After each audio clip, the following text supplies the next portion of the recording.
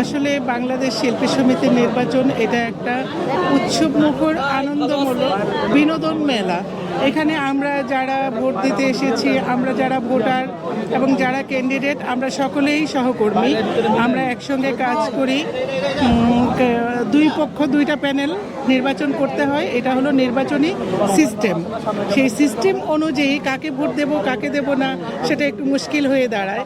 But আমরা always চেষ্টা করি যাদেরকে দিয়ে আমাদের শিল্পী সংগঠনের, শিল্পী সমিতির, ইন্ডাস্ট্রির উপকার হবে, যাদের মাধ্যমে একটু কাজ পাবো, যাদের মাধ্যমে দুস্থ অসহায় শিল্পীদের সহযোগিতা এবং সরকারিভাবে যে অনুদানগুলো এসে থাকে সেইগুলো যেন তাদের প্রাপ্য অধিকারটুকু আমাদের সহশিল্পীরা পায়, সেইভাবেই আমরা চিন্তা ভাবনা করে বিবেচনা করে আমাদের গুরুত্বপূর্ণ ভোটটা আমরা সেভাবে দিয়েছি।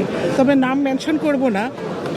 আমাদের যারা পরিচালক আছেন, গুণী শিল্পী, যার সিনেমার মধ্য দিয়ে আমার প্রথম সিনেমা পর্দায় দর্শন এবং জনপ্রিয় একটি সিনেমা হয় বাংলার বউ, খায়রুন সুন্দরী খ্যাত বিখ্যাত পরিচালক একে সোহেল সাহেব, উনি আমার পাশে আছেন।